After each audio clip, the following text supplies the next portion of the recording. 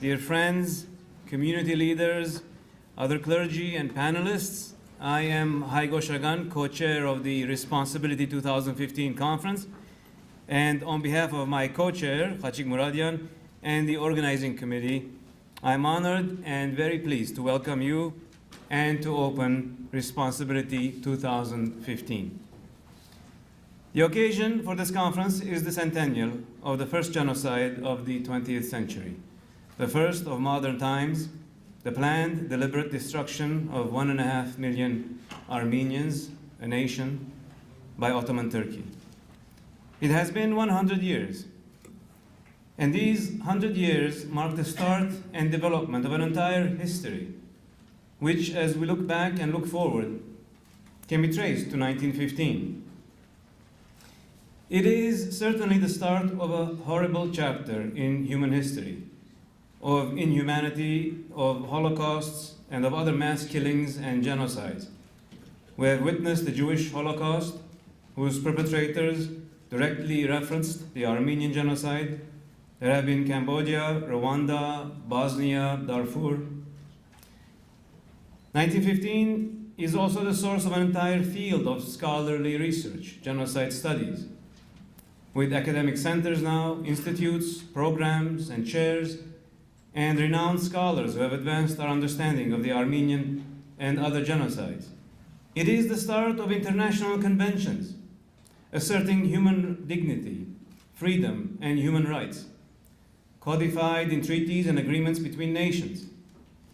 Well-known ones include the UN Convention on the Prevention and Punishment of the Crime of Genocide, or more recently, for example, the African Charter on Human and People's Rights. It is part of movements of advocacy and activism for human rights and freedoms that today forms a powerful global voice and force, sometimes organized, such as with Human Rights Watch or R2P, sometimes less so, as in the uprisings in Libya and Egypt that has drawn thousands into solidarity for justice. 1915 is the start of international mechanisms to punish and to hold perpetrators answerable to standards of international criminal accountability that lead to international and regional litigation, domestic prosecutions, reparations, and which now extend to third-party states, transnational corporations, and non-state actors. The International Criminal Court is one such mechanism. And we have been pursuing every avenue available to us through these means to force accountability and reparations upon Turkey. It is, finally, importantly, the start of the idea that there is no peace without justice. There can be no lasting peace anywhere where there remains injustice, where there is no resolution for crimes committed, where there is no accountability and no responsibility. This is impunity. And impunity has always been a key cause for the commission of the worst of crimes. Bringing perpetrators of gross injustices, mass violence, war crimes, crimes against humanity, and genocide to justice is a key deterrent of such crimes and an important way to prevent further ones. This conference is an occasion to consider all those points. As we look forward, 100 years hence, this is a landmark moment. We have with us an incredible group of panelists, discussants, and speakers, leading scholars, writers, artists, activists, jurists, foundation leaders, and policy leaders that have joined us literally from around the world. And we have panels that discuss various aspects of our history and the history of others. We have discussions on responsibility, criminal accountability, denial, reparations, activism, solidarity, policy, and art, among many others. Tomorrow at lunch, we have a fantastic gathering of authors who will discuss their books and sign copies as well. You can meet and hear Geoffrey Robertson, Chris Boajalian, Rashid Avanesian, Eric Boosian, Scout Tufankjian, Guillaume Perrier, Laure Marchand, Matthew Karanyan, and Dana Walrath. And tomorrow evening is our gala reception. to which have been invited many well-known political and cultural personalities committed to the struggle for human rights. Please join us for both. You have an opportunity this weekend to learn of the latest in research on the Armenian Genocide, broadly conceived, to become active in our struggle for justice and reparations, to build connections and bring others in solidarity to our cause. And as Armenians, as a people familiar with the greatest inhumanity and tragedy imaginable, this is also an opportunity to stand in solidarity with others in the struggle for justice, for recognition, and for reparation. When we first came together to plan this gathering, we soon settled on calling it responsibility. When you think of all that this conference will touch on, it is clear that responsibility is a fundamental idea that binds it all together. From the need for historical research, to criminal accountability of individuals, corporations, and nations, to the demands for reparations, to the political activism or artistic expression that drive many of us, to the solidarity that extends to others. Responsibility is the idea, the force at the center of it all. I think we named it well. Let me welcome you again to the Responsibility 2015 conference.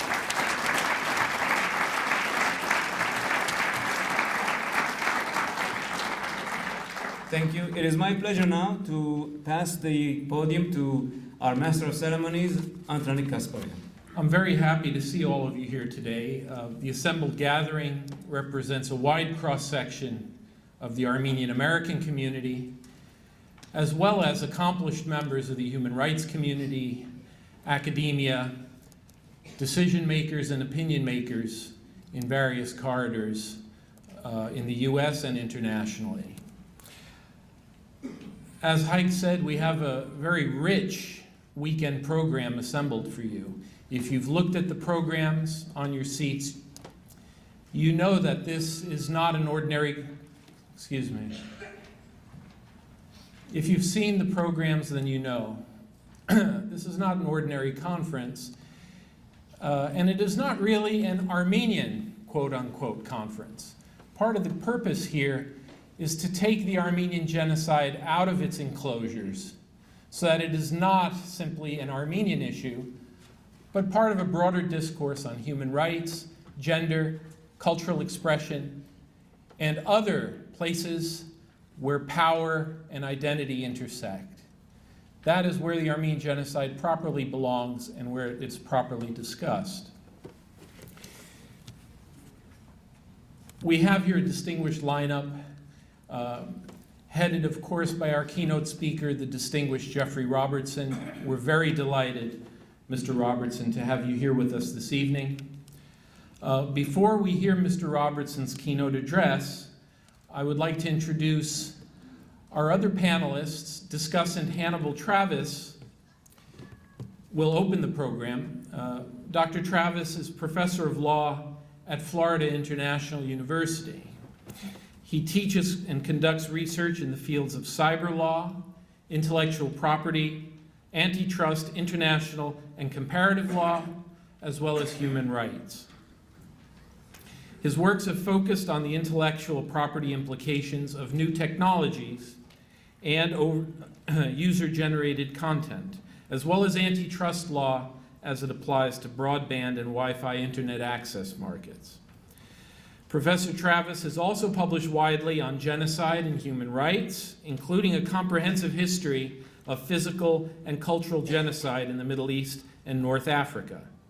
That history is entitled Genocide in the Middle East, the Ottoman Empire, Iraq, and Sudan. And I should add that his work prominently features parallels that can be drawn to the atrocities now being committed by ISIS and the atrocities committed 100 years ago in the Ottoman Empire. He's a former editorial advisory board member of Genocide Studies and Prevention, an international journal. He's also a current editorial advisory board member of Genocide Studies International. We're very delighted to have him today. Please join me in welcoming Hannibal Travis. Thank you again to the organizers for inviting me to speak today. So my title is The Legacy of the Ottoman Empire's Genocide, Implications for Current Events. And my theme is, number one, are there echoes of what happened in 1915 and more broadly between 1914 and 1924 in current events today? And is there an issue of a failure to make amends for mass violence in the past being connected to or threatening a repetition, as Professor Israel Charney, among others, have noted repeatedly in their work? And part of my observations or arguments in this field is that instead of demanding that Turkey recognize the Armenian genocide and isolating it diplomatically until it does so, like Austria under Georg Haider, Turkey has been held up as a model for other countries, I believe unpersuasively and with so far disastrous results. What do we mean when we speak about genocide? Very briefly, it means an attempt or a practice of killing or destroying a group in whole or in part by one of a series of 5 acts: killing, causing serious or bodily mental harm with torture, deliberately inflicting poor conditions of life that will destroy the group, preventing births within the group, or removing children from their families and placing them in new families of the dominant group. It raises the question, what is then an intent to destroy the group? The international criminal tribunals have defined this as revenge or animus towards the group. So for example, in the case of the former Yugoslavia and the Bosnian Muslims, the Bosnian Serb leadership wanted revenge for rebellion or World War II atrocities of various kinds. And the courts inferred their genocidal intent from calls for the religious or ethnic cleansing of the Muslim population, the use of slurs against them, and the scale of their atrocities against the victim population. Turkey played a critical role in the creation of this International Criminal Tribunal. It called repeatedly for it and participated in some of the operations against Yugoslavia militarily that made it possible. These tribunals, as I said, infer genocidal intent from the scale of atrocities such as torture, psychological abuse, rape, detention in substandard conditions, denial of food, water, clothing, or hygienic shelter, and the destruction of or targeting of mosques or other religious institutions. As you will hear during this conference, each one of these techniques was used against the Armenians and other Christians in late Ottoman Turkey, and you will hear in great detail how they were done. The Republic of Turkey, if you look at its website, says there was no Armenian genocide. Instead, there's an allegation, but what really happened was massive rebellion in the vicinity of Van and Mardin. They say that there's no evidence of an intentional killing of the Armenian people. However, if you look at the memoirs of the Ottoman statesmen and their Turkish nationalist counterparts, most of them admit to at least 600,000 Armenian deaths during the deportations and massacres during the war. And these include Jamal Pasha, Talat Pasha, members of the ruling triumvirate of the Young Turk Party, Mustafa Kemal and Rauf Orbey of the nationalist regime. The Ottoman Gazette estimated 800,000 Armenian deaths, and Mustafa Kemal was famously quoted as saying that millions of our Christians have been ruthlessly deported from their homes and massacred by the Young Turk regime. The Ottoman Director General for the Settlement of Refugees, quote unquote, said that only 10% of those deported survived, and huge numbers of people were, of course, subject to the deportation order, as you will hear. No Armenians were left in Diyarbakir, the entire area, according to Rashid Bey, who was in charge of the area. The Ottoman Sultan referred to what happened as crimes against humanity, namely massacres perpetrated in Turkey during the war, in which subjects of non-Turkish race have been forcibly driven from their homes by fear of massacre since January 1st, 1914. Looking again at the issue of rebellion in Van and Mardin, here's what the American ambassador Henry Morgenthau had to say about it. A campaign of race extermination is in progress under a pretext of reprisal against rebellion. That's July 16, 1915. What did the other ambassadors have to say? Both ambassadors, Metternich of the German Empire and Morgenthau of the United States, said something to the effect that the uprising in Van was provoked through acts of oppression of the Armenian inhabitants by the Turkish officials and soldiery. The revolution, so quote unquote, began by when the Armenians wanted to save their women's honor and their own lives after the Turks, by massacring thousands of their neighbors, had shown them what awaited them. According to the American military mission in Armenia, known as the Harbord Mission, the massacres and deportations were organized in the spring of 1915. Numbers of Armenians were murdered by savage Kurds, which is his words. Of the female refugees, 40% were infected by some form of venereal disease after having been raped during the deportation process. Surely no faith had ever been cherished at greater cost than the Armenian faith in Turkey, the report concluded. There were no secret supplies of arms found in Mardin during frequent searches carried out by the Ottomans, according to an officer on special duty in Mardin in 1919. And even if the Armenian treason, quote unquote, could be proved, the Chaldeans and Assyrians were not parties to it, but they were killed anyway. The British report on what happened, published in 1916, called The Treatment of Armenians in the Ottoman Empire, said that the process was this. First they killed the men, then they took the women, those who had not escaped yet, and carried them away, and finally they plundered and burned the villages. The German ambassador reported back to Berlin that the interior minister of the Ottoman Empire told the German embassy that the indigenous Christians would be thoroughly cleansed under the cover of the war. The German diplomatic traffic went on to say that the deportees were led through bands of Kurds, which killed the men and carried away the women. The Kurds and the Turkish gendarmes cut the heads off the men, and many women and children were taken away. So here is an example of an echo of Islamic State activity in Iraq and Syria, and soon to be Nigeria and Libya. Armenian deportee convoys were completely robbed, and women and children were kidnapped by local Arabs, Circassians, and Kurds in Ras Al Ain. Girls and young women were enslaved in Kurdish villages, and boy children were often stolen from their parents. That's Article 2E of the Genocide Convention, stealing children from their parents. The Armenians and the Assyrians are the indigenous peoples of the Mideast in comparison to the Arabs and the Kurds. The Arab conquest took place in the 7th and 8th century of the first millennium of the Common Era, and the Turkish conquest of Armenia in the early centuries of the second millennium of the Common Era. These communities have a continuity with the pre-invasion societies, and they're trying to preserve their ancestral territories and their cultural patterns in the face of pressure to abandon them. The ancestral territories can be seen here. I mean, they range from, of course, the Van area and Erzurum and present-day Armenia down to Mosul and Ras Al Ain, Al-Qamishli in Syria. Raphael Lemkin regarded the massacre of the Armenians as an example of the destruction of entire nations. He was writing in 1946. Nevertheless, Turkey is being held up as a model for other nations, even though its Christian population has been decreased by more than 95%. Armenians and Assyrians are actually a lower portion of the Turkish population today than Jews are of the German population, meaning that there are fewer of them remaining. And also, if you compare them to Tutsis are a much larger proportion of the Rwandan population than Armenians and Assyrians are of the Turkish population today. Sir James Bryce's theory of what happened in the Ottoman Empire was that the history of the Turk for the past century has been a long series of massacres. 1822 against the Greeks, in 1890s against the Armenians, and again in the 1810s against the Armenians and Assyrians. They wanted a Turkey that would be all Muslim and not spoilt by the Christians, and Turkey today is more than 99% Muslim. Turkey is a model even though the churches, such as the Armenian churches, one of which is figured here, have been destroyed in the numbers of 3,000 or more. Only a couple dozen are still operating, and more than 2,000 have been destroyed or converted to other uses. These are the ruins of Van, according to a documentary film.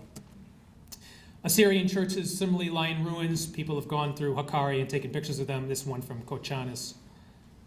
People living in sort of mud huts today in eastern Turkey, undeveloped land. The land is covered with landmines. They warn you, don't cross beyond a certain point or you might hit a landmine. That's today, not 1919 or some other time. You cannot have a Christian name in Turkey. It's illegal to have an Armenian or Syriac name in many cases. You have to have a Turkish or possibly a Kurdish name. Otherwise, they say you have a foreign name. It's illegal.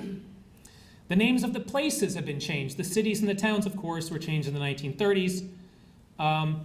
Since Turkey has become more prominent in international diplomacy, there's been a steady transition of other secular states to religious regimes and a similar religious cleansing pattern, for example, in Iraq, Gaza, Egypt, and Syria. Scholars have called this Talibanization of different countries. Conflict is spreading. Refugees are fleeing en masse. Entire nations are losing their access to food and medicine. People are going homeless en masse. Nevertheless, the US government sees Turkey as a major regional power serving the cause of peace and stability in the neighborhood. Let's look at some examples of this. Turkey helped incite the civil war in Yugoslavia, which caused up to 300,000 excess deaths. It encouraged the regime change in Iraq that's caused up to 2 million excess deaths. Refugees from major wars, hundreds of thousands from Somalia and Sudan, supported at times by the Turkish government. Thousands of people are drowning every year trying to flee from Africa, including Libya, and from Asia, including Syria, into Europe. 3,500 drowning last year. Iraq has echoes of Turkey. Dozens of churches have been bombed. Very few perpetrators are being punished. Dozens of Christians are being kidnapped each month, and people are regularly being beheaded. The U.S. Congress had a sense of the Congress report saying there have been alarming numbers of religiously motivated killings, abductions, beatings, rapes, threats, intimidation, and displacement from homes and businesses among the smallest religious minorities of Iraq. A few pictures of destroyed churches there. The Dora district of Baghdad cleansed of its Christian population.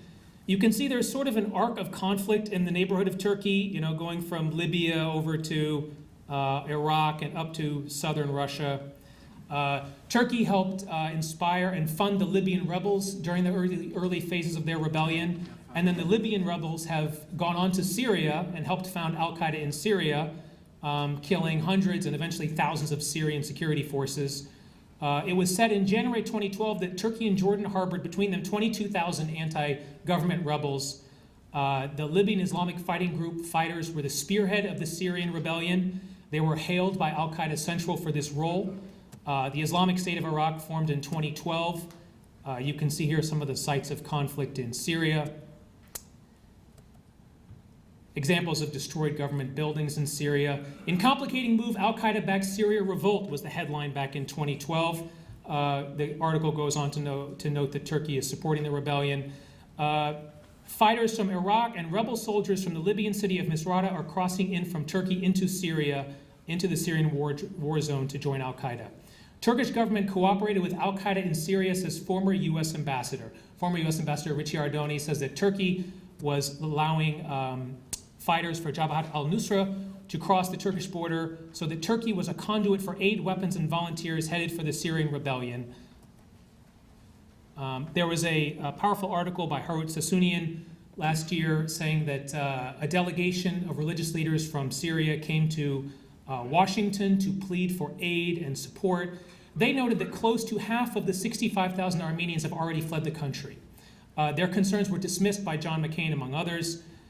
They sought an end by Turkey to its aid to the rebels in Syria, and similar aid from Saudi Arabia and Qatar should be ended, they said. They wanted protection for the minorities and religious sites in Turkey. Unfortunately, there is no current realistic plan to protect the Armenian population or the religious sites in Turkey.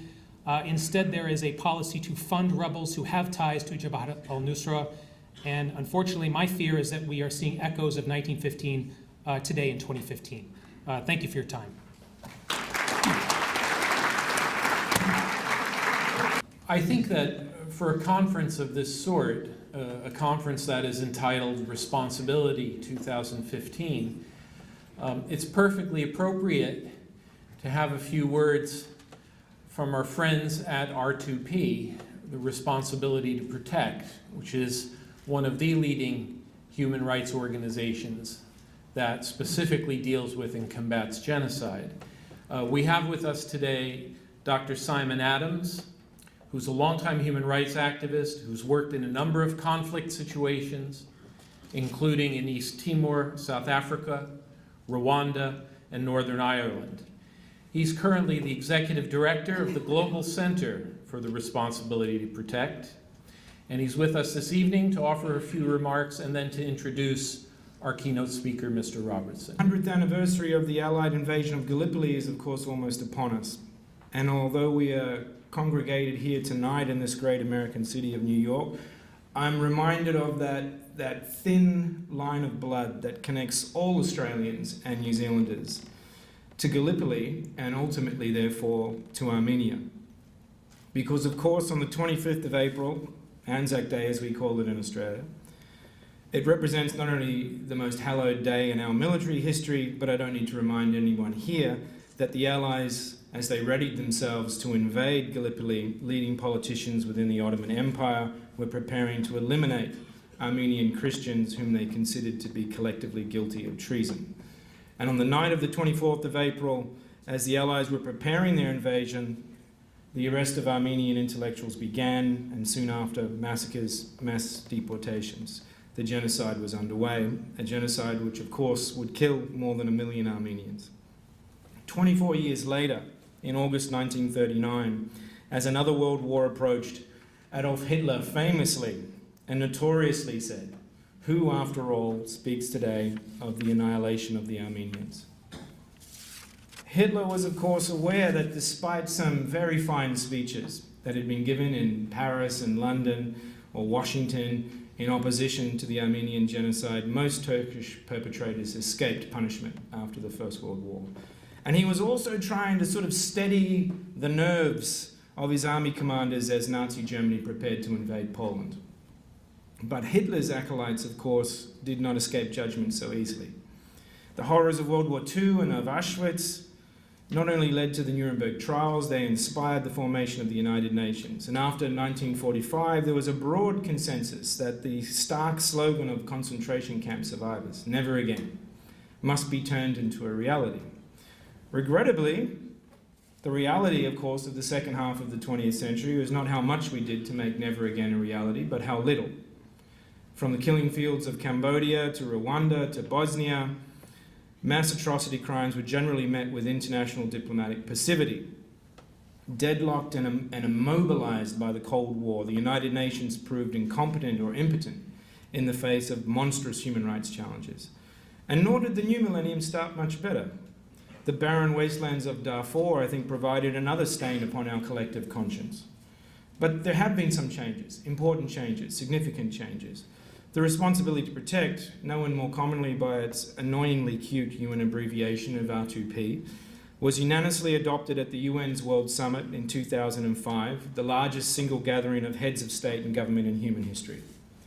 And the basis of R2P is that all humans, regardless of where they live, have a right to be protected from the 4 internationally recognized mass atrocity crimes: the crimes of genocide, war crimes, ethnic cleansing, and crimes against humanity. And central to the responsibility to protect is the idea that never again should a Rwanda, should a Srebrenica be allowed to occur as the world sits and watches.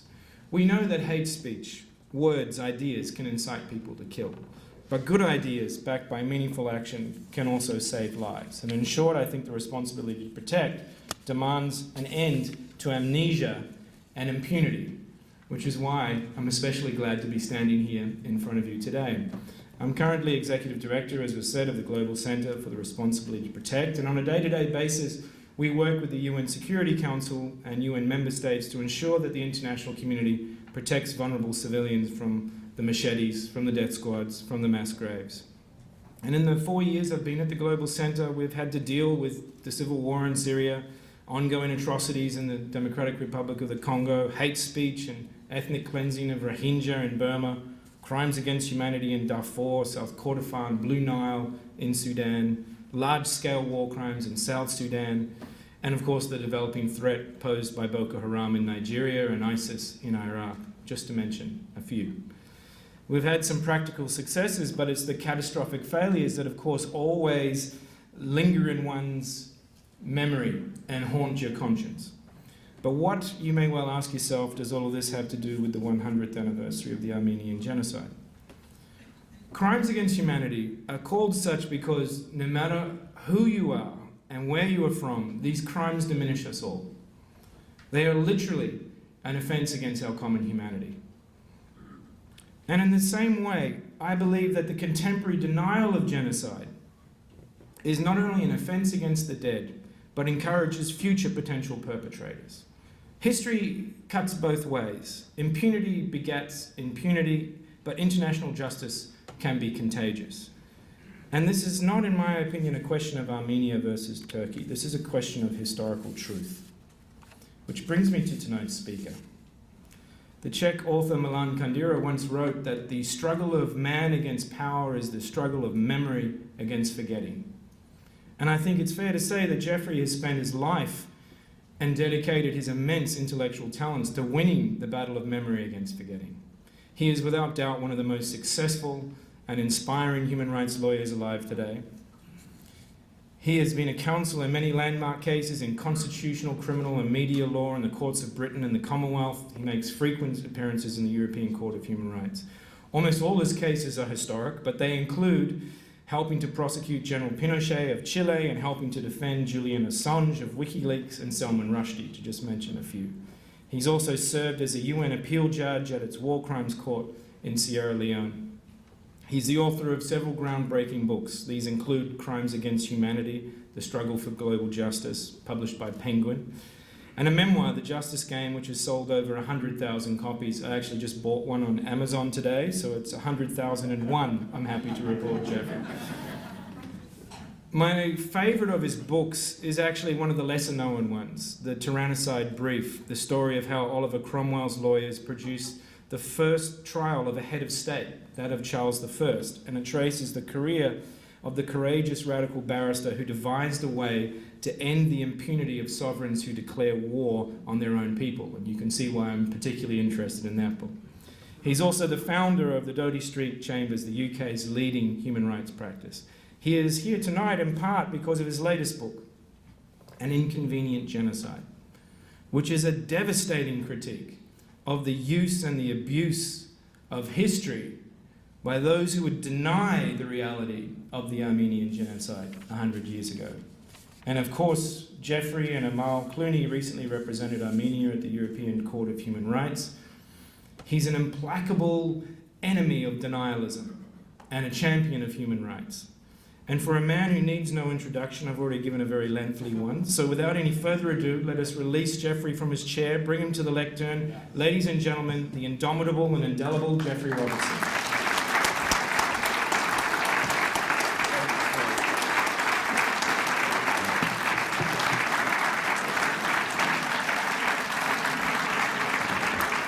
Thank you for that overkind introduction. On the 22nd of August, 1939, when Adolf Hitler summoned his generals to his villa at Obersalzberg a few days before they were to attack Poland, he made a shocking and brutal speech that you've been reminded of tonight. He urged them to show no mercy, because who now remembers the annihilation of the Armenians?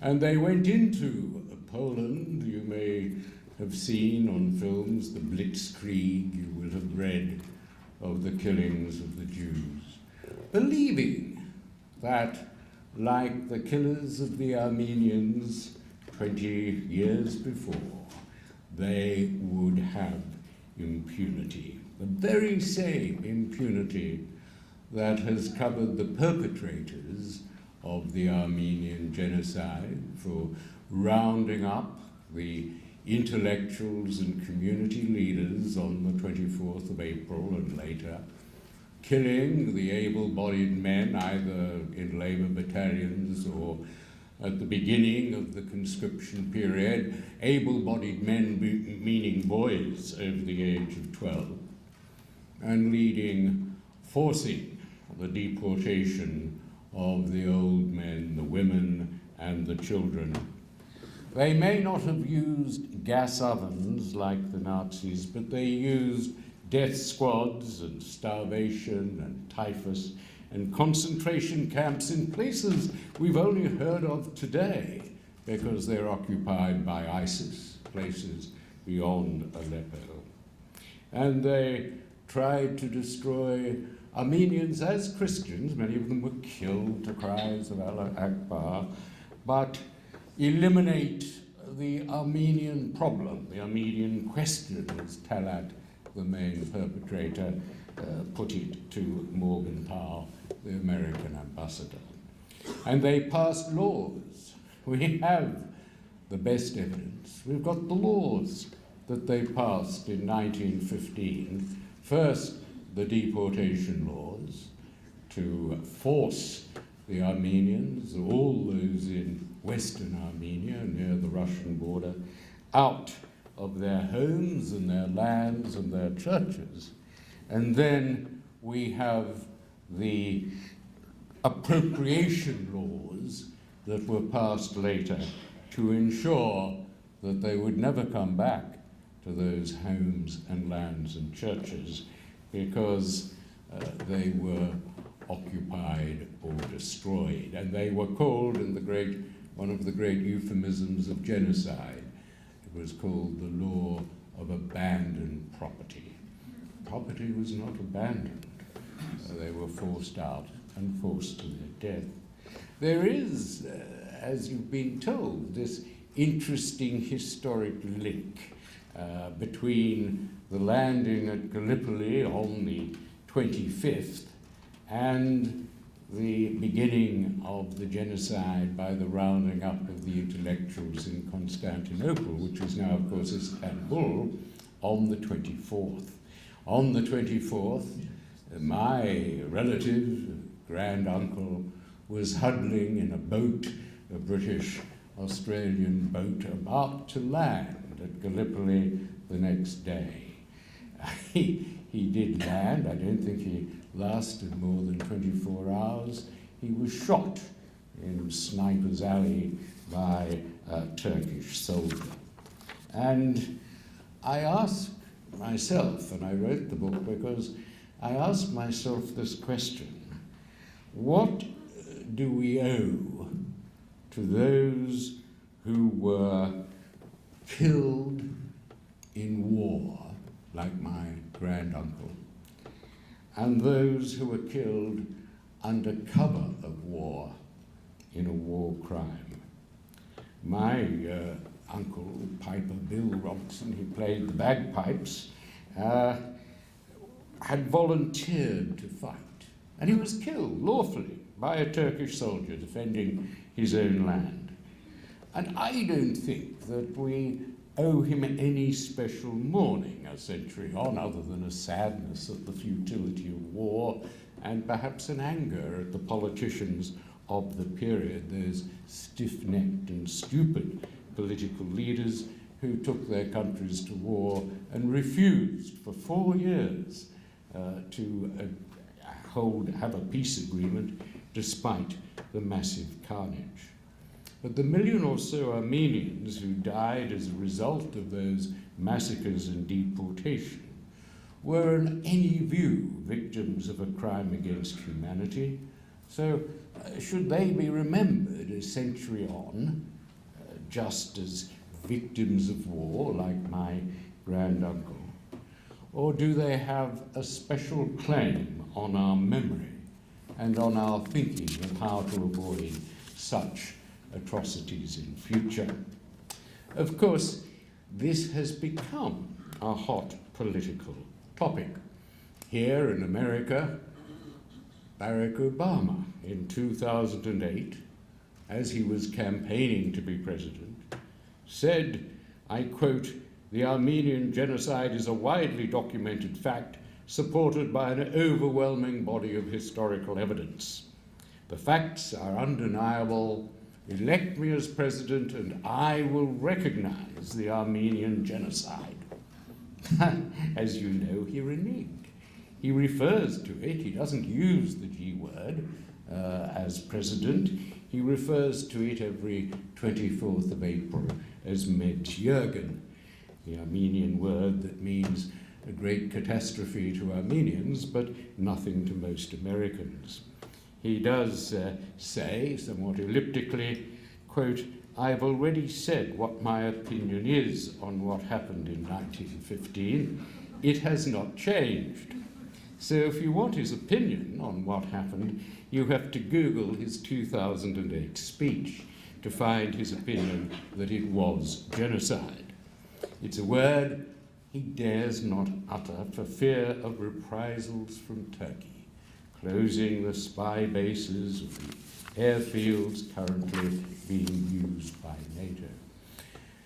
The truth is too inconvenient to utter. Turkey at the moment is simply too important for NATO governments, America and Britain in particular, to utter the G word.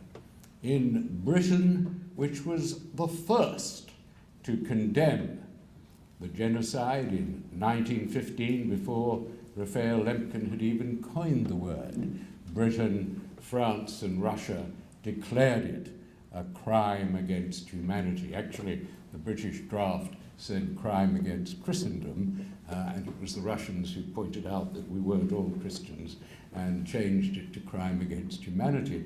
But that was, Britain took the lead in 1915 and actually rounded up some of the perpetrators for trial in Malta until they realized that there was no international criminal law unto which they could be tried. So Britain has a good record, and yet a few years ago the Foreign Office came up with this appalling formula to state that the evidence is not sufficiently unequivocal. It was a masterpiece of double talk, diplomatic double speak. The evidence is not sufficiently unequivocal. You can't be a little bit unequivocal. It was nonsense.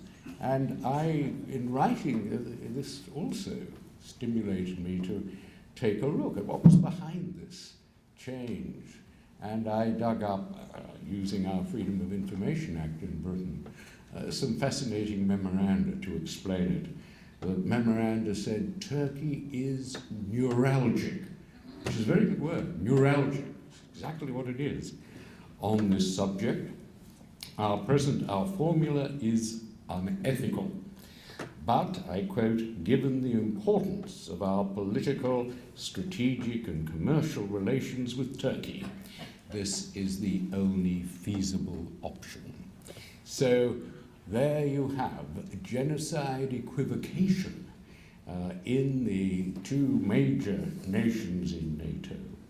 And so that led me, as a UN judge, I was president of the UN's War Crimes Court in Sierra Leone, to apply the law of genocide to the facts that are agreed by historians. And my conclusion, beyond any doubt, is that the Armenian people were victims in 1915 of what is today defined as genocide, defined by the Genocide Convention, defined by the Statute of the International Criminal Court, and by its case law. Now, I'm not going to sadden you by repeating in any detail the evidence, the Euphrates River so swollen with dead bodies that it changed its course, the beheading of boys, the selling into sexual slavery of the girls, the forced conversions to Islam, and so on. The Armenian minority in the Ottoman Empire had always been denied civil rights, regarded as inferior. The first massacres came in 1894. 200,000 were killed until 1896, which was warning enough to the Young Turk government when it took over in 1909 of the tinderbox, the racial and religious tinderbox, that they had to be careful about. The anti-Armenian feeling, very much like the feeling against the Jews, was because the Armenians were successful. They had very successful schools, very good schools, Christian schools at the end of the 19th century, and they had succeeded in medicine, in law, and of course that created enmity, envy. The Sultan became, as described by William Gladstone, the bloody assassin who was so hostile to Armenians that he wouldn't allow the word to be used in newspapers. And as the Young Turk government, which had originally come to power as progressives, they had the support of the Dashnak MPs in 1909, but like a lot of weak governments, went for nationalism in order to increase their popularity. They developed a Turkification program in which Turks were regarded as racially superior. They demeaned the Greeks, the Armenians, and the Syrians as the Armenians they called tubercular microbes on the body politic. They changed the street names from Christian to Muslim names, and the name Armenian was banned from companies and couldn't be used in the companies or associations, and they refused to allow Armenian, the language, to be taught in schools.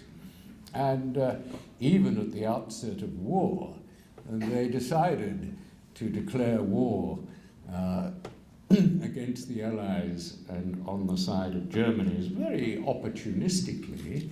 They didn't believe in particularly in it, but they hoped, they believed that the Germans would win. That was their assessment in 1914, and so they entered the war on the side of the Germans.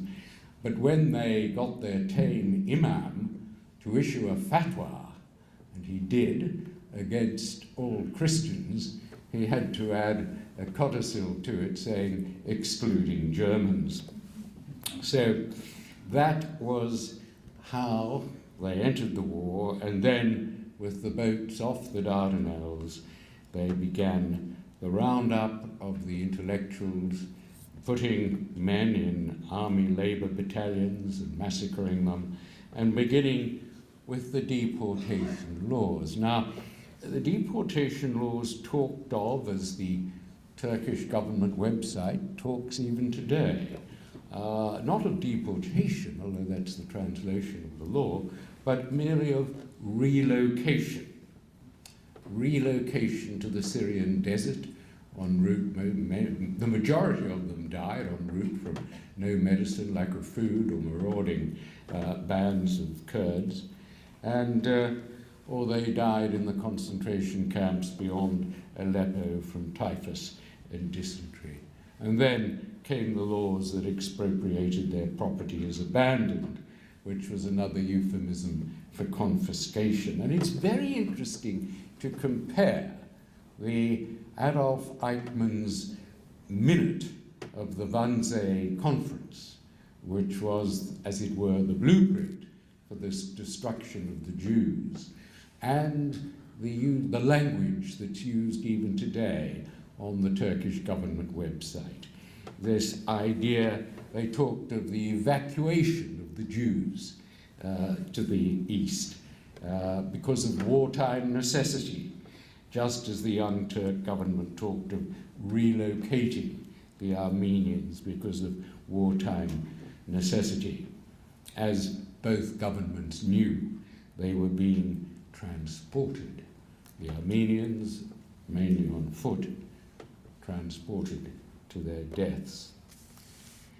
So in the use of these genocide euphemisms, it really was pioneered by the Young Turks and their German government advisors. The evidence of the government's genocidal intentions comes from many sources, most compellingly from their allies, the Germans. The consuls in Constantinople reported regularly to Berlin that Talat and the Young Turks were bent on extinguishing the race. They were very worried that Germany would be complicit in what the Allies were calling a crime against humanity. And they urged the Chancellor, Bethmann Hollweg, and the Kaiser to disassociate from what was happening to the Armenians. They refused. It's unheard of to criticize your ally in the middle of a war, said the Kaiser in a note. The American diplomats, of course, were neutral at this stage, and they were appalled, especially at Talat Pasha, who made no bones about his determination to destroy the race. We're solving the Armenian question, he said to Morgenthau, by eliminating the Armenians. And of course, there's overwhelming evidence from German and American missionaries, from Austrian and Italian diplomats, captured soldiers, British and Australian soldiers, who were treated quite reasonably by the Turks, wrote home. And I've seen their letters in war museums in both Australia and in London, commenting on the fact that they were being treated fairly, but they couldn't believe their eyes when they saw columns of Armenians being lined up and shot or sent into the desert. And I think, Hannibal, you mentioned the Harbord report. General Harbord, an American, very good American general, they're not all that way, but he went in 1919 with 30 experts, and they inspected mass graves and they conducted interviews for a month.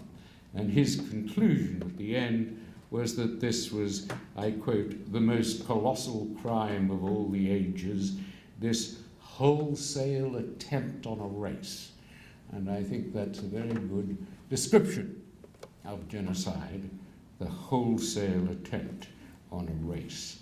And that's genocide in my book, and it's genocide, of course, in the mind of Raphael Lemkin, the brilliant Polish law professor who coined the word and the concept. He was very bothered by the fact that there was no international criminal law at this point that would allow perpetrators to be punished. The British had taken 68 young Turk perpetrators to Malta. They tried to put them on trial, but they realized that as the law then stood, it wasn't a crime for a state official to kill vast numbers of their own subjects if that was ordered by their government. We were still on the Machiavellian Westphalian principle that states and princes had entire sovereignty over their own people. And so there was no international criminal law. If you look at the Turkish government website, you'll see the claim that the Turks were innocent of genocide because the British took them to Malta and they were all found to be innocent. This is a complete lie, but it's one of many that is sadly and surprisingly made on the Turkish government website. In fact, the main perpetrators, Talat and Enver, were given asylum by the Germans. They took them away in gunboats, and Talat was living happily, not quite ever after, in Berlin until he was assassinated by a vigilante who had lost his entire family on the death marches, seen his father killed in front of his eyes. And he was put on trial, and it was an amazing trial because Lepsius, who was an enormously courageous German missionary, told the jury about the Armenian genocide, and General Lyman von Sanders, who had actually been mainly responsible, not Ataturk, for the victory at the Dardanelles, because he was the commanding German officer who had set up all the sites that machine gunned the Allies when they landed. He too gave evidence of the atrocities that he said he had tried to stop but couldn't. And the German jury acquitted the assassin of Talat on the basis that his mind had been traumatized by the loss of his family. And this really worried Lemkin, because he said, well, we can't leave mass murder of a country's own subjects to the justice of the vigilante. It should be made an international crime. And he went right back to the destruction of Carthage, and he looked at the way racial and religious hatreds have fanned massacres. And of course it was said by the Pope that the Armenian genocide is the first genocide of the 20th century. Well, the Pope is not infallible. It wasn't. The first genocide was the destruction of the Herero people, the Hottentots, in 1905 by the Germans, led initially by Hermann Goering's grandfather. And those German generals who had massacred the Hottentots went on to advise the Turks. German complicity is one of very interesting areas that hasn't fully been explored, and then went on to play an important part in Hitler's army. So Lemkin had always used the Armenian genocide as the latest and the worst example of the need for an international criminal law, and of course, eventually, there was an even worse example, the Nazi genocide, and it was he in 1944 who coined the word genocide as the worst of all crimes against humanity, and it became of course, the Genocide Convention was passed in 1948, and the American government, in its address to the International Court of Justice in 1951, described the Armenian genocide as a classic example of genocide. The Genocide Convention is very important, not least because America has ratified it. The ratification came with Ronald Reagan in 1986. There's an interesting story, some of you may remember, that Ronald Reagan was going ill-advisedly to Bitburg Cemetery, where there were SS graves. And a fat, bearded, obese young protester from Flint, Michigan, found this out, and he and a friend went over and held up their banners as Reagan entered, saying, the US president honors SS killers. And it caused such fury among the Jewish lobby that when Reagan got back 3 weeks later, he ratified the Genocide Convention. And the young bearded protester from Flint, Michigan was, of course, Michael Moore, making his most successful protest.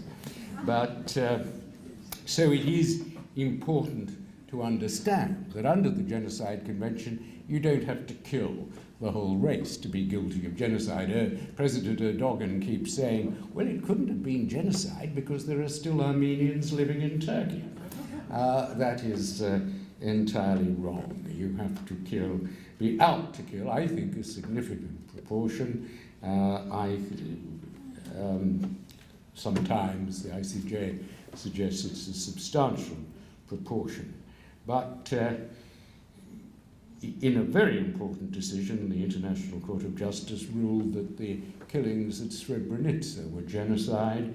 7,000 Muslim men and boys were killed, 18,000 women and children deported, and that was amounted to genocide. And indeed, the Genocide Convention says that genocide is committed by deliberately inflicting on the racial or religious group conditions of life calculated to bring about its physical destruction in whole or in part.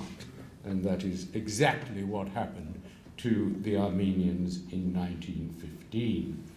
But why does Turkey dispute it? Well, Turkey says, leaving aside President Erdogan's ignorant comment about there still being Armenians in Turkey, it says, well, our records show that we only counted 1.1 million Armenians in the Ottoman Empire, and we only killed 600,000. Seriously, that is what is said on the Turkish government website. We couldn't have killed 1.5 million, as the Armenians say, because there weren't that number in Turkey. Well, in the Ottoman Empire. Now, demographers are always difficult to understand, and they don't have the records. But there is no doubt that the Armenian church records, which I think in those crowded tenements in Western Armenia in 1915 are probably much more reliable than state census, and they count 2.2 million. So I don't think that and it's interesting that when the German politicians go to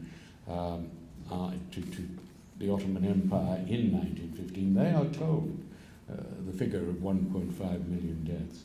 So I think we can say confidently at least 1 million. But whether it's 600,000 of 1.1 million, or whether it's 1.5 million of 2.2 million, doesn't matter on any view. More than half the Armenian race have been destroyed on the Turkish government's own admission.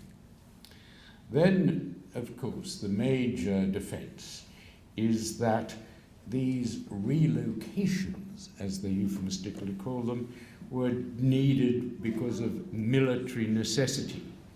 Well, that does not excuse the massacres. Necessity in war, even in war, can never justify the deliberate killing of civilians. If you think that a particular racial group is likely to be disloyal, then you can detain its leaders. The Dashnak leaders could have been detained, they could have been interned, they could have been prosecuted. But you don't send small children and women and old men on long marches without food and medicine from which they're not expected to return. The argument which is being promoted with a massive PR exercise in the run-up to the centenary is actually very dangerous. Deliberately killing civilians can never be justified in order to gain a military advantage. There were, admittedly, dangers on the Russian front, and there were some Armenians who defected to the Russian army, and there was that outbreak of violence from Armenians in Van, and they succeeded in driving out the Turkish army, but only for 2 months. The Turks came back with a vengeance after 2 months. And the danger of giving any legal credence to the Turkish argument of military necessity is because the Turks say, oh, look, we've got to confine genocide to the Holocaust because there the Jews were killed and they didn't resist. But if there is any civil resistance, and there was some from the Dashnaks, then we can say that it was a civil war and not a genocide. Well, that would justify Rajapaksa in Sri Lanka killing up to 70,000 civilians in order to eliminate the Tamil Tigers. It was an argument that could be used by the Pakistani army to justify the killing of 3 million Bengalis back in 1971 because they harbored a small number of freedom fighters. It is during war that the law of genocide is most necessary to protect minority groups. And it is ironic that the Turkish government denies genocide on the pretext that the Armenians were the enemy within during a war. That's the very circumstance in which there is a special obligation on a state to protect racial and religious groups. And so much for military necessity. It wasn't militarily necessary to cleanse Western Armenia. It fell. The Russians walked through it in 1916 and 1917. And of course, where Turkey was successful, at the Dardanelles on that front, there were few, if any, Armenians. So what are we to make of this massively funded Turkish government denialism of any crime committed by its predecessors in 1915? It goes beyond denialism because under Section 301 of the Turkish Criminal Code, citizens can be, and very often are, prosecuted for asserting that there was a genocide. Hrant Dink, who was a courageous newspaper editor in Turkey, was actually assassinated, and the government did nothing to bring his assassins to justice. School children are taught to write essays refuting the genocide. The press restrictions are such that Turkey is now rated 154 in league tables of press freedom, largely because of this ban on Ottoman behavior. If you say there was a genocide in Turkey, you run the risk of being prosecuted under Section 301 for insulting Turkishness. Well, it was all a long time ago. But 100 years is still within living memory. I think the year before last, President Obama invited to tea a lady who was 103 and had survived the death march. She was invited to tea at the White House along with the world's most famous Armenian, Kim Kardashian. But, of course, the mental scars, the psychological trauma on children and grandchildren continues throughout the diaspora and will continue until Turkey makes some acknowledgement of the crime and some reparation. International law is providing, I think, or capable of providing some assistance. The Nazi assets that were paintings and so on that were stolen by Goering are being returned, and there are assets expropriated in 1915 that can still be traced. Over 2,000 churches were seized. Some can be given back. There was one at Lake Van, which was restored a few years ago with a great fuss by the Turks, and then they refused to allow it to be used as a church. They would only give a permit for it to be used as a museum. Armenians want their historic lands returned, Western Armenia, which may be asking too much, although I've suggested that the majestic and mysterious Mount Ararat that overlooks Yerevan could be returned as an act of reconciliation. I think it's probably too loaded with electronic communications, probably most of them run by the CIA, to allow it to be returned, but it would be a wonderful and symbolic act. What I think Armenians can most ask for, and I go back to my own relatives killed at Gallipoli, and I don't think, and the difference is, of course, that they need and should have reparation for an international crime. What they want, firstly, is acknowledgement of that crime, because the denial of genocide, in effect, is the ultimate in genocide, is the final act of the genocide, denying it. Even if Turkey were to choke on the G word, there must, from President Erdogan on the 24th of April, be an acceptance that the Ottoman Empire committed a crime against humanity. What the Turks have done is very interesting. They have, I've been surprised up to a point that they haven't sought to argue against the force of the law set out in my book. They haven't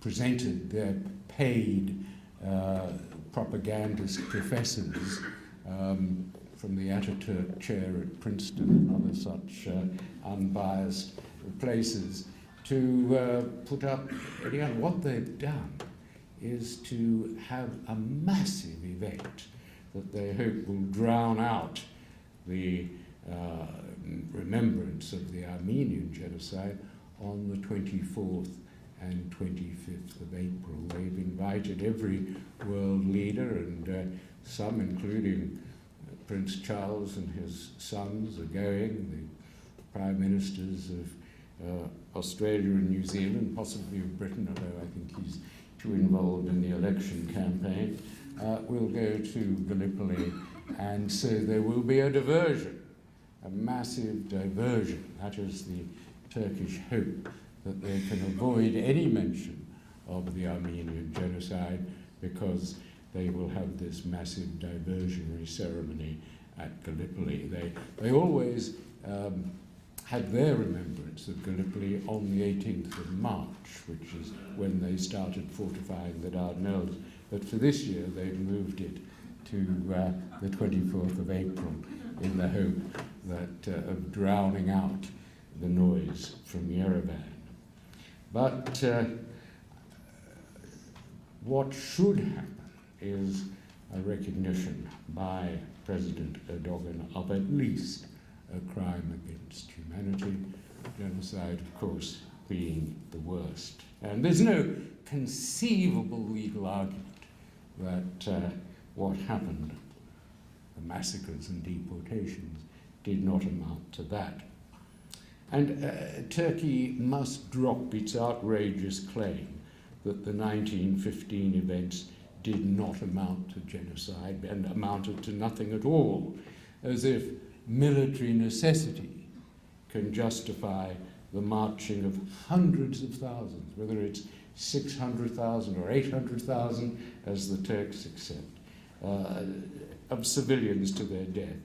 That this is a war crime of utmost gravity was confirmed by the American military courts and the Australian military courts, which convicted Japanese generals for the death marches in the Philippines. Their victims, of course, were soldiers who were prisoners of war. That to subject civilians to the same treatment is a crime that military necessity can never justify, any more than it could justify General Mladic's destruction of Muslims in Srebrenica on the ground of strategic advantage for his army and its cause. Genocide, because it's the worst crime against humanity, calls for special study of its causes and special precautions against its recurrence. There are lessons to be learnt from the way that the new and seemingly progressive Young Turk government decided to solidify its support behind the banner of racial superiority, and how this in turn led intellectual theorists to demonize and dehumanize minorities from other races. First, they came for the Greeks, and they killed some of them, but there was a country they could deport them to, namely Greece. Then they came for the Armenians and killed most of them, and then they came for the Assyrians and killed about 290,000 out of 600,000. Genocide scholarship, looking closely, analysing these events, serves a valuable purpose by identifying patterns that recur in the build-up to behaviour in which formerly happy neighbours can be incited to hack each other to death and to renounce the very notion of neighbourhood as a living space which human beings of different creeds and colours can amicably occupy. Within living memory, murderous race hatred has been inflicted on the Hindus and Bengalis of Bangladesh, on the Tutsis in Rwanda, the Muslims of Bosnia-Herzegovina, the Tamils of Sri Lanka, the Chechens in Russia, the Mayans in Guatemala, the Chinese in Indonesia, the Darfurians in Sudan, and on other victim groups, including the Coptic Christians and the Yazidi Christians being attacked by ISIS. The list is long and it will lengthen unless the world now remembers the Armenians and rejects the claim that their killing was no more than cruel necessity. Genocide deniers and genocide equivocators, the American government and the British government and the Australian government, will say on April the 24th this year that what happened on April the 24th and afterwards in 1915 was a tragedy. It was not a tragedy, it was a crime, the worst crime of all, the crime of genocide.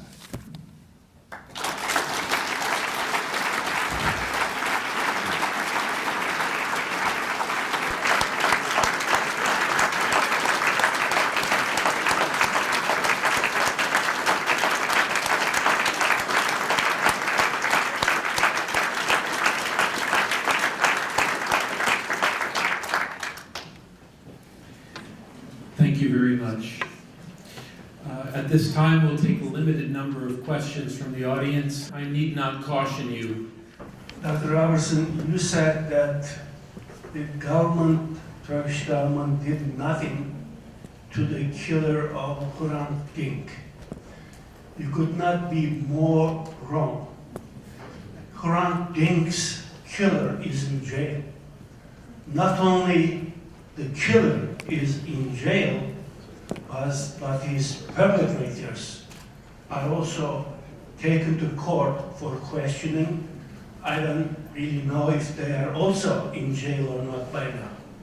Secondly, and he was from my hometown, I'm a Turkish American. It must be the prayer and wish of the Armenian friends here against the Turks. The ceiling came down on my head. I'm sorry for that, but do you have a question? No, I have no question. I simply wanted to correct Professor Robertson. Thank you. Well, I'll tell you about Hrant Dink because I know the case, and you can look at the facts in the European Court judgment holding Turkey guilty of breaching Hrant Dink's right to freedom of speech. Hrant Dink was a courageous, enormously courageous Armenian Turk newspaper editor.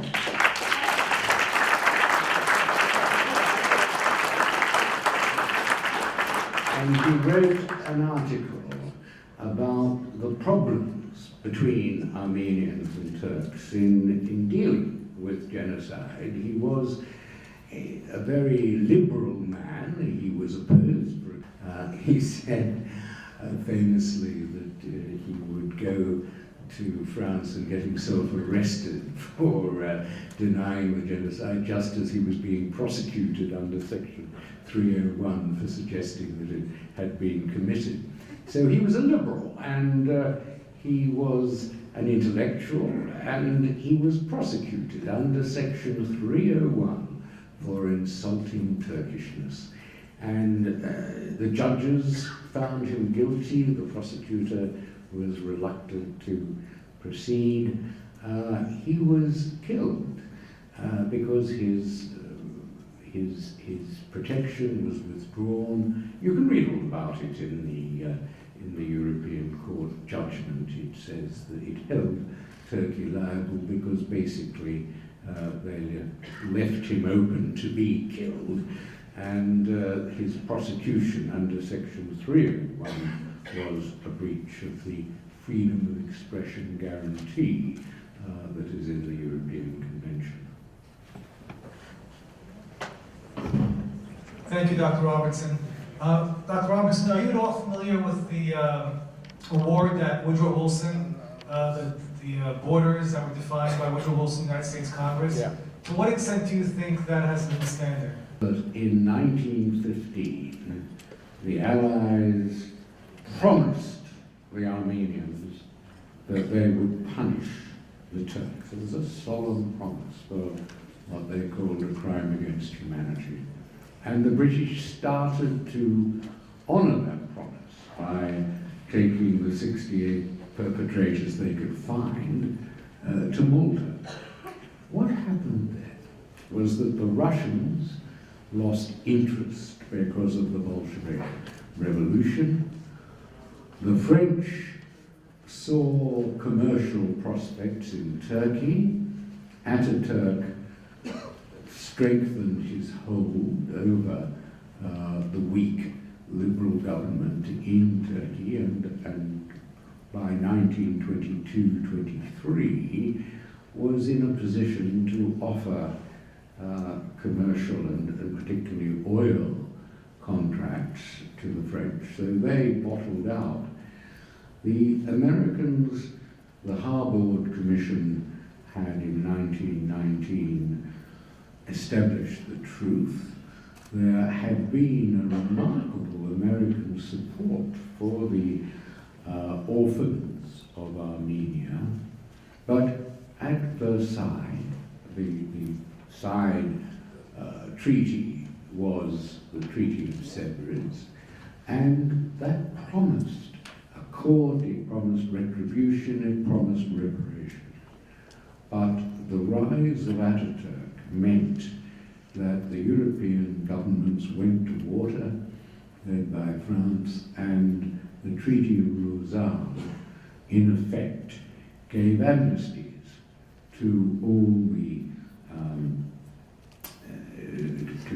Turkish perpetrators and tore up the borders of the so-called Lawson borders, which had been part of the Treaty of Sevres. Now, there's a lot of, I think, rather wishful lawyering that suggests that the Treaty of Sevres is still alive, based on the fact that the American Senate, at the very last moment, realized what a shocking the Armenians were the real losers of the First World War, despite all the promises made. And the Treaty of Lausanne, the American Senate at the last moment refused to confirm. So, based on that, there are arguments that Sevres is still going. I don't think, for myself, that would work as an international law argument. We have to live with the Treaty of Lausanne, which, although the US Senate didn't ratify it, it was accepted by European powers and by the League of Nations. There is, of course, still and Armenia ended up as this really very small little part of the old Russian Armenia, with Yerevan as the capital.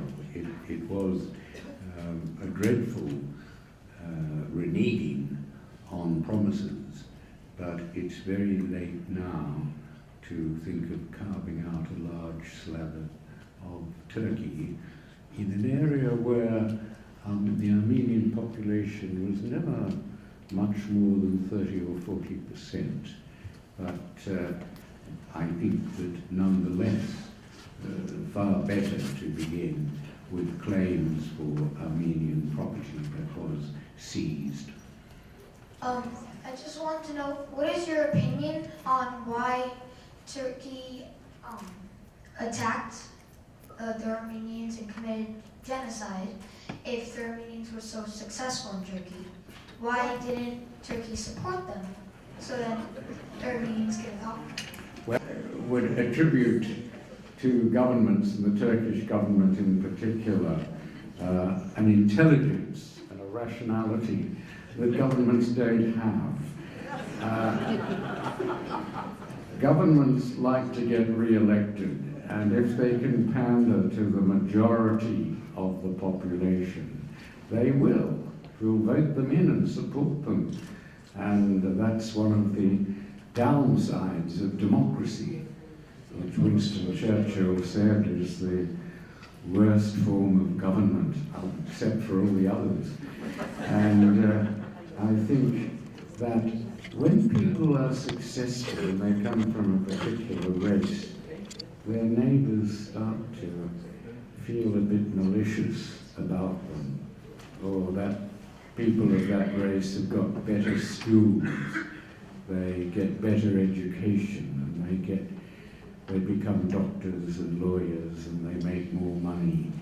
And here are we, the original people, who and governments feed on that sort of malice. That's what the Germans, that was very much the feeling in Germany about the Jews, and I think it was the feeling in the Ottoman Empire about the minority of Armenians who were being so successful. And of course, the Armenians weren't foreigners. We get it a lot in relation to refugees and people, but the Armenians had been in Armenia since 301 AD. They were the first Christians, actually. They were Christian before the Roman Empire turned Christian. They had a very long history there, but the Turks were in power. The Turks had the guns and the police and the army and the power, and they always had a sense that they were boss, they were somehow superior, and when the Young Turk government wanted to get votes and wanted support for the war, it was the poor, successful Armenians that got the result of all the envy and the malice. Will the Armenian public come to tie the events of the past to the same ideological tendencies that are ripping through the region today? Syriac Christians, also known as Armenians or Assyrians, lost many lives during the genocide.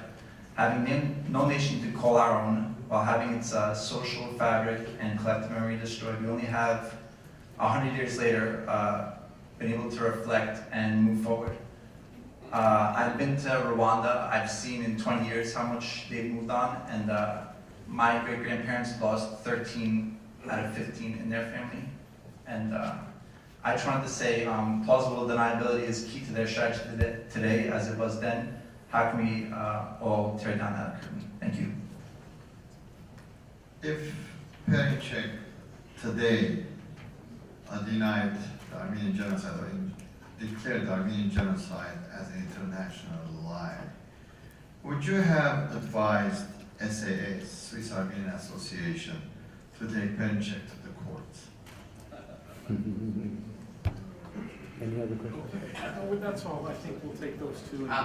Can I exercise my right as a microphone holder to ask a question? I wanna, us Armenians, we tend to always repeat a line that I feel like it's overused. We say that the world has to recognize the Armenian genocide in order to prevent future genocides from happening. But my question is, I feel like that is a part of the rhetoric and it's used by all sides everywhere in the world. But my question is, do you feel like the current legal system in the world, whether it's ICG, ICC, has created enough legal precedents and legal norms and legal grounds to prevent genocides from happening? Do we have instruments to stop genocides from happening without the politicized nature of the Security Council and the United Nations? We've got the principles. We've got all the law coming out of our ears. We've got the precedents from the ICTY and ICTR and the whole alphabet soup of international courts. And then you look at Syria today and the Middle East and where the hell. I mean, I think there was a moment, I put it in early 2011, when we'd done Milosevic, we had Karadzic and Mladic on trial, we had Charles Taylor, whom I indicted, was in prison in Britain. We had, we had responsibility to protect. We had resolutions 1970, which referred Gaddafi and sons to the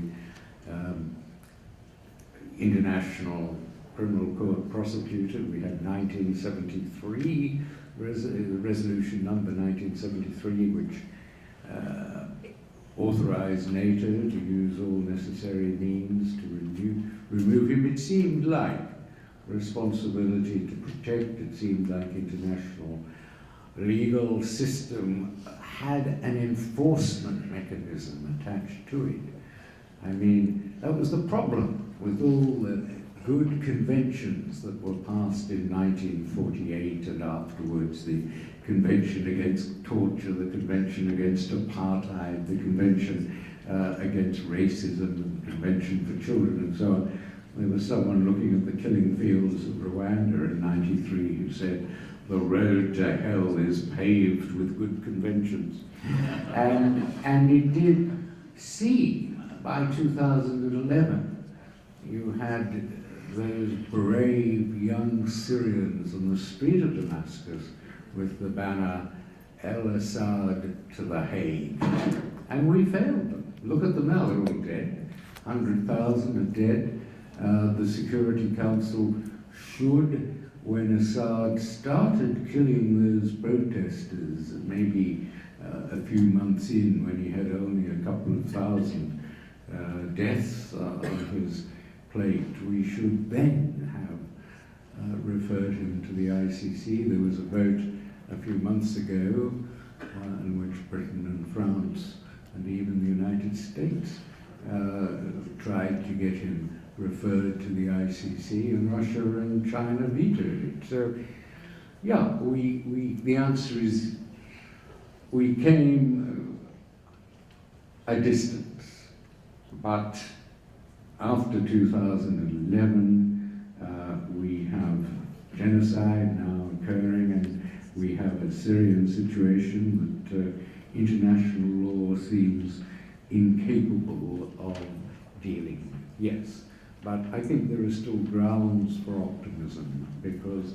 it has worked and can work. We have, and I think in a future it will work. The question on parent check is fascinating, and I'd probably say no. I would advise them not to have brought it because parent check is a kind of self-promoting fascist who loves, I mean, he waits until a country passes a genocide denial law and then goes and denies the Armenian genocide for publicity. After Switzerland, the other day he went to Greece because Greece had passed a genocide denial law and then they didn't let him in, much to his fury. But he loves being convicted, and it's all done for his local constituency in Turkey, for his Workers' Party in Turkey. That is, he's a sort of peripatetic forum seeker for genocide denial. And I would have asked the Swiss Armenian Association whether it was really necessary to prosecute him, whether his speech, which was appropriately enough made at a conference to celebrate the Lausanne Convention. It was made in Lausanne, and Lausanne was the treaty that White attempted to amnesty the Armenian genocide. But of course, his behavior has caused stress back in Turkey to Armenians still living there. And one of the issues, the position that we presented was not quite a First Amendment position, but not far from it. I mean, the only basis on which you can incriminate speech is the sort of speech that shouts fire in a crowded theatre. And although Europe doesn't have that pristine position, largely because it either gave rise to Nazism in the case of Germany and Austria, or suffered under the Nazis in the case of France and Belgium and other countries, there is still a modified, and particularly after the Charlie Hebdo assassinations, there is still the Article 10, which guarantees freedom of speech. So you have to find, I think, before you prosecute a genocide denier, that you're not giving them the publicity that they crave, and you are actually protecting people who would otherwise be demonized or really affected and harmed by the speech. And finally, I think the question, can we move on? I think this is an appropriate question to ask. I was reading a book by a New Yorker woman, Armenian writer. That was then, this is now, a title like that, who went to Turkey, saw Hrant Dink before his assassination, pondered that question, and came to, I think, the two conclusions. First of all, that it is important to work towards reconciliation. Secondly, given the brainwashing almost that she encountered in Turkey, it is going to take a long time. But let's hope that forms of reconciliation will be produced by the centenary, and that I think, beginning with a recognition that it was a crime against humanity. Genocide is a crime against humanity, but Turkey will never use the G word, followed by restoration of churches, restoration of property, perhaps as the result of legal action. I think that is a move in the right direction towards the kind of reconciliation that we've seen. And it may be even that some form of Truth and Reconciliation Commission can be established. The danger is, you see, Turkey's always said, oh, let's have a group of historians. We'll nominate 3, and you can nominate 3. And we know the historians that Turkey will nominate are those who occupy Ataturk chairs in various universities and are paid up members of the genocide denial fraternity. And historians are there not to make judgments, but to establish facts, and that's why I think it would be useful to have the International Court of Justice and a claim there. But there are various ways to bring people of goodwill together, and there are people of goodwill in Turkey. A few words in response to the first and third questions. A couple of interesting recent examples of how historical memory could inform the protection of people in the present and the prevention of the repetition of certain crimes. And the examples are Crimea and eastern Ukraine. So with Crimea, there were these military officers of Ukraine who wanted to rebel against the Ukrainian government and have a referendum on independence. And the United States said, Samantha Power, and I believe John Kerry said, well, in the past, the Crimean Tatars were deported by the Russians. Therefore, they're at risk now if the Russians take over Crimea. And we have to ensure the sovereignty and the territorial integrity of Ukraine and Crimea and oppose the Russian-backed rebels of Crimea. And when there were Russian incursions into Crimea, they said the same thing. There was a mass famine during Soviet times in Ukraine. Therefore, we cannot allow the Russian-backed rebels to take over Ukraine. With the Armenians, by contrast, there is a lack of memory many times, or a memory of a distant tragedy with no effects today. So there is no perceived risk to Armenians and Assyrians today in Syria, and therefore when Turkish-backed rebels take over half of Syria and drive the Christian population away, there's no response that is proportionate to the response in Crimea and Ukraine. So that's an example of how memory could have an effect on present-day public policy. I think it is possible that reparations will be ordered by the European Court if and only if Armenian groups can identify property that was made the subject of forcible expropriation under the law of abandoned property or by the liquidation commissions in 1915 or 16. I think the church has been rather slack in because there are obviously there's several thousand churches which are still standing and which could be the subject. And I think once court cases begin, I think that is perhaps the basis for a settlement. And I don't despair of Turkey. I mean, I know Hannibal presented a very bleak picture. I don't think the Turks did begin the Iraq War in 2003. I think that was someone called George W. Bush. But I think that there are groups in Turkey. It was fascinating in the Perinçek case. We came across a number of Turkish human rights groups and so forth who were completely on our side and opposed to the mindless nationalism that was supporting Perinçek. So I do think that there is hope, ultimately, of a sensible settlement of lifting the border controls, which is so.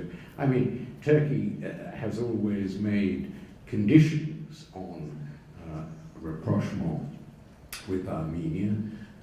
One condition that is utterly unacceptable and should be utterly unacceptable is Nagorno-Karabakh. Turkey wants Armenia to accept the Azerbaijani position on Nagorno-Karabakh, and I would have thought that was intolerable and untenable. They have also said that recognizing the genocide is off the table, that must be brought on the table.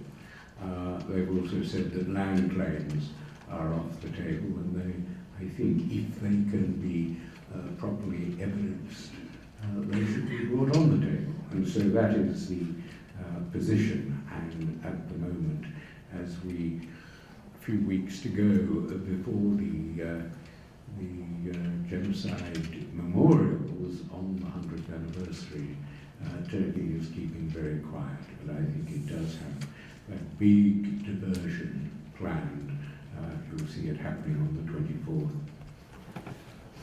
Just to clarify my own comments about Iraq, so I don't leave the wrong impression, because I had to be very brief. I was not saying that Turkey caused the 2003 invasion of Iraq. What I was saying is that after the invasion, which killed about 30,000 to 50,000 Iraqis, most of the Iraqis who have died at the hands of mass suicide bombings. And Turkey is a major logistical hub for Al-Qaeda going into Iraq and raising money for the fight in Iraq. And that is what I am laying in part at the feet of Turkey. And in addition, when they captured Al-Qaeda in Afghanistan in 2001, 2002, many dozens of them were actually Turks. So Turkey and Al-Qaeda have a long relationship, and I think Iraq is a prime victim of that trend. The Catholicos, because they do have churches. Some of them have been turned into mosques, some of them are ruined, but their property was expropriated. And you can, I discuss in my book how we might go about getting to the European Court of Human Rights, where Amal and I did the Perenchuk case recently, and which has condemned Turkey over Cyprus. You would have to start your action, because you have to exhaust domestic remedies, in Turkey itself, which would take some brave lawyers, because the action itself might be seen as insulting Turkishness, and so infringe Section 301 of the Criminal Code. But in that case, you can leapfrog and go direct to Strasbourg, and because Turkey is part of the European system, the claim for restoration of property, once you could show that you had that your relatives, your grandparents had a business or had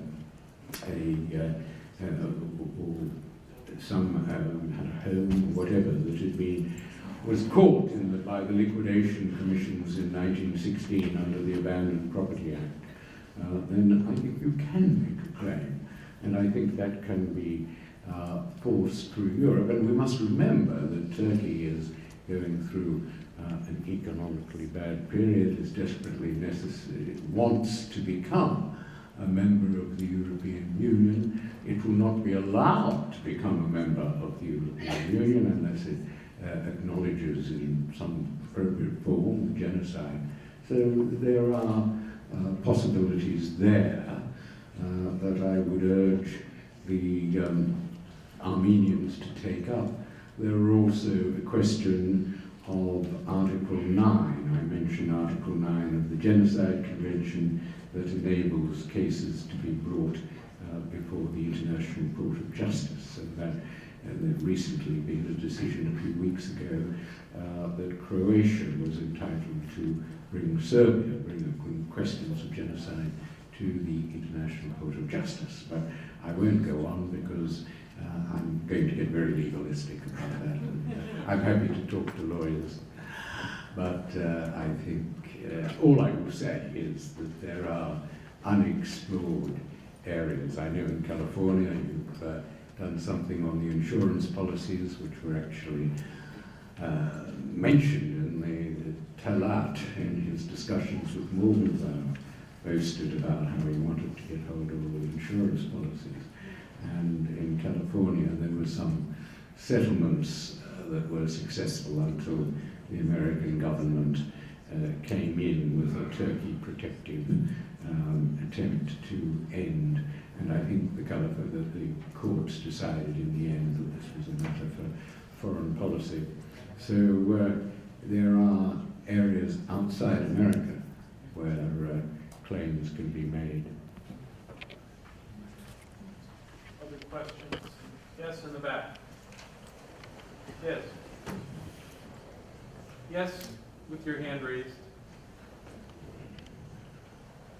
Could you shed some light into the fact as to who these Turks are that committed the genocide? Are they the Turks who came from Central Asia, or are they the Turks who came from the Iberian Peninsula?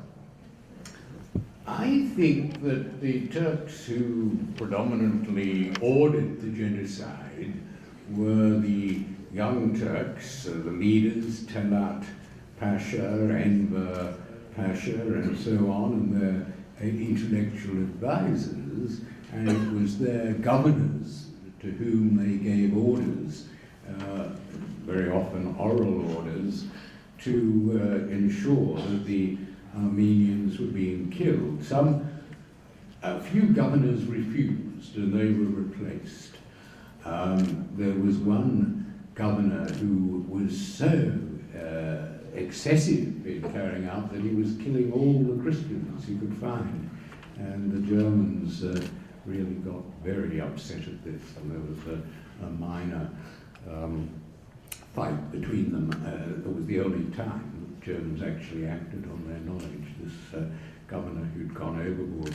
But at a street level, if you like, and there's always, I think, a distinction to be made increasingly in international law, which can't cope with a lot of trials, but there is a distinction to be made between those who give the orders and those who carry them out. And I get the impression that many of the street level perpetrators, those who formed the killing squads, who killed the Labour battalions and who did some of the marauding against the columns of defenseless people, were in fact Turkish and Muslim refugees from the Balkans.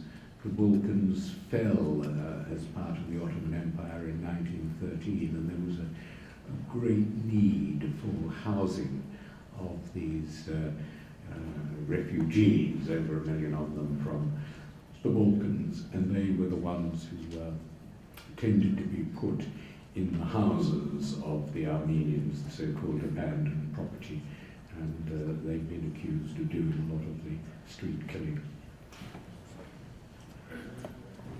Yes, the gentleman.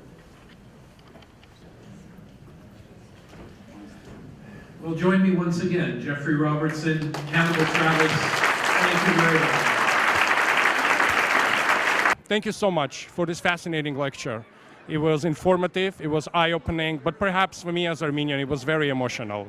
I want to ask you perhaps the most obvious question. Why, 100 years later, Turkey still denies Armenian genocide? I think they are, as the British government secretly describes them, they are neuralgic, which is a good word for a kind of obsessive nervousness about being accused of genocide, even though it is not their government. It is the Ottoman government. Ataturk replaced the Young Turks, and Ataturk himself said it was a shameful act. And yet, I think also the nervousness comes because they fear that an acceptance of genocide would lead to legal action, and they would have to disgorge some of the money. They made billions out of the Armenians, and I think they fear they would have to give some of them back. Arguably, Turkey is moving further right, becoming more conservative. Yes. Are you optimistic that, considering these conditions, it will ever even make steps towards recognition? I think the joker in the pack, if I can use that phrase, is Turkey's need to join the European Union.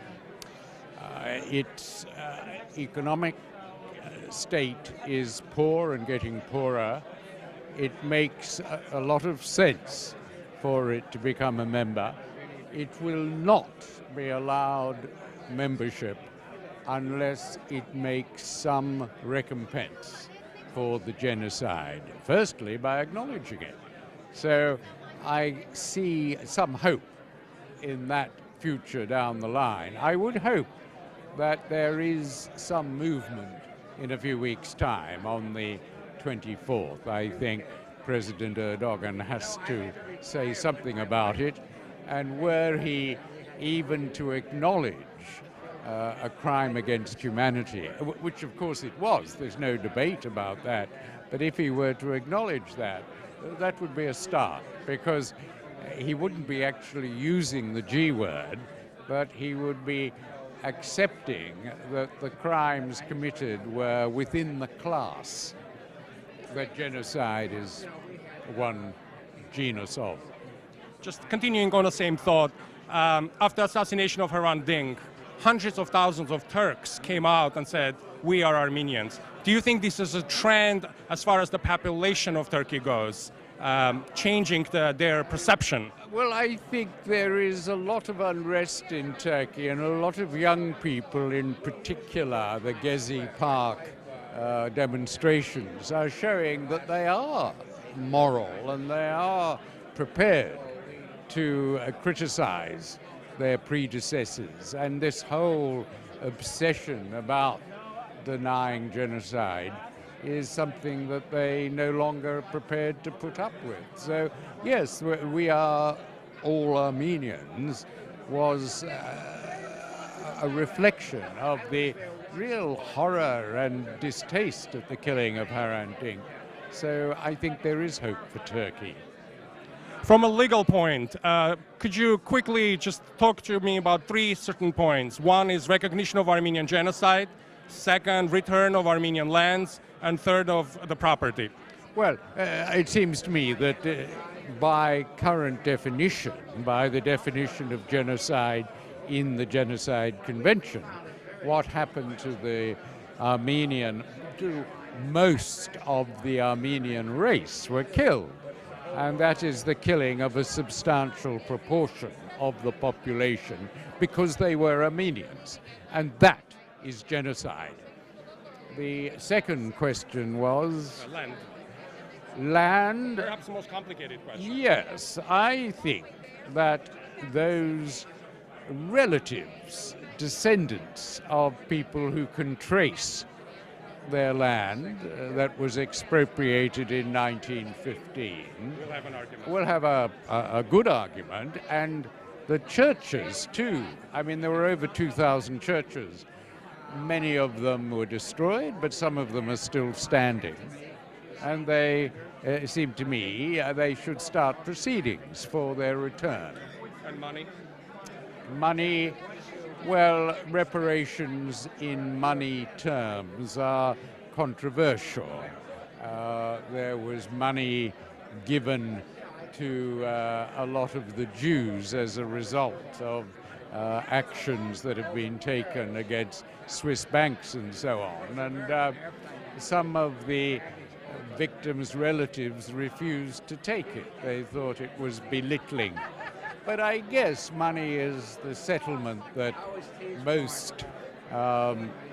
is most common. And money for Armenia, if it can be directed, if there is a trust that is made up of Turks and of Armenians that can put the money to good use, I think that may be one way forward. Two more questions. Barack Obama famously, as you said in your speech in 2008, flatly said that it's genocide. Today he's denying it. If the President of the United States changes his mind, are you optimistic that America will ever come on board on this? Well, the whole point is that he hasn't changed his mind. He still believes that it was genocide. He just dare not. Doesn't have the political power and will to push it forward. I think he doesn't have the... he's told that if he does say it, Turkey will no longer be an ally. And America at this moment needs Turkey as an ally. So he will not say it. It's as simple as that. It's realpolitik. And finally, we as Armenian diaspora, as Armenian community, what can we do to push this issue forward? Well, there are a number of ways. I think this kind of event, the centenary of the genocide, is worth commemorating on the basis that you can't go on denying genocide. Denial of genocide is, in a sense, the last act of genocide.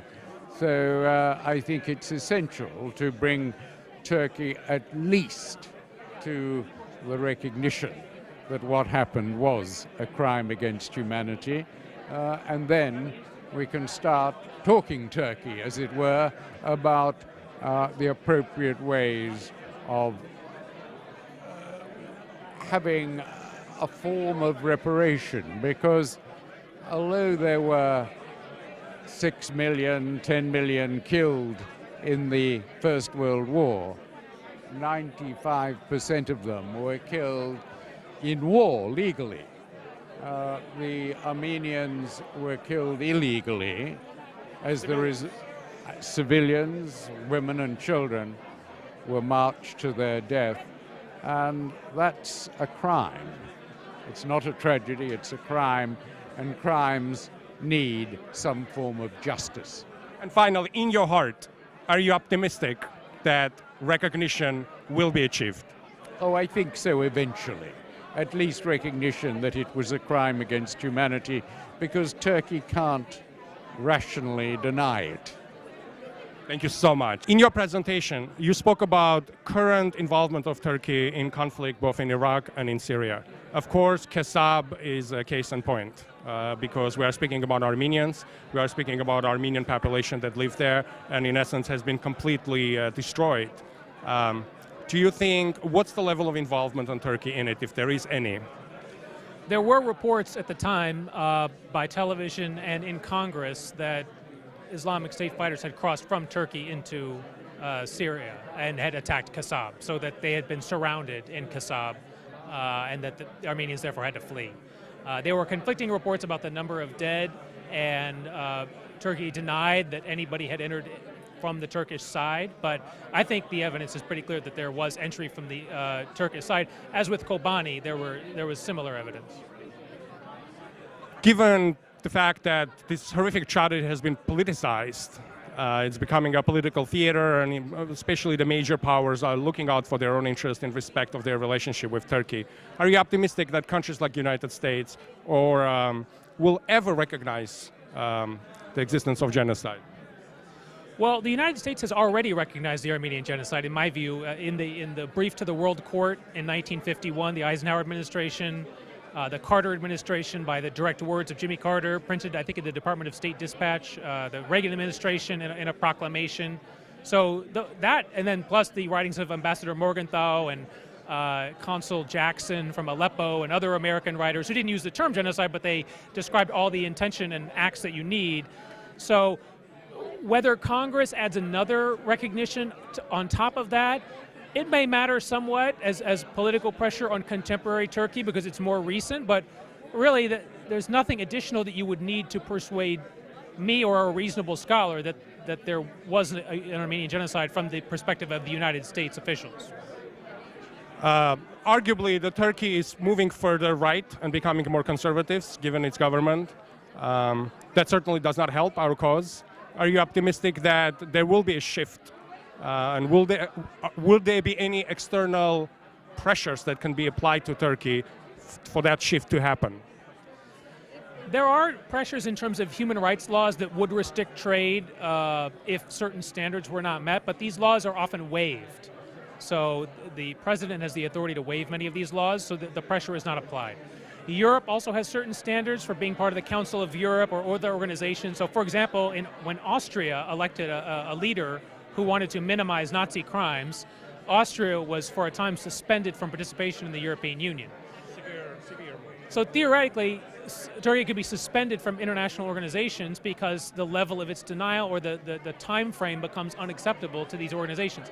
Will that happen? Probably not. I mean, there have been many reports over the years that when even a measure in Congress was about to pass, economic and geopolitical levers were pulled, and it was frustrated. So I imagine the same levers could always be pulled. Turkey becomes richer every year because the countries around it are being destroyed.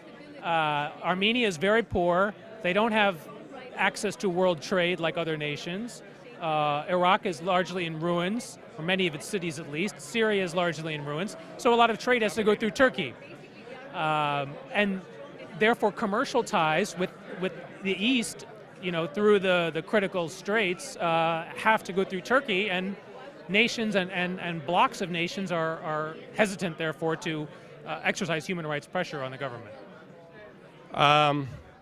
Is there any slimmer of hope or optimism in your view in terms of this issue?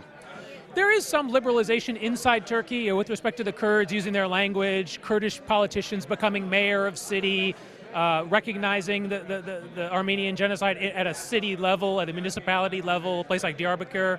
It's been known to happen. So some scholars are hopeful about these developments. I think that they will be overcome in the long run by radicalization of the local population seeping over international borders.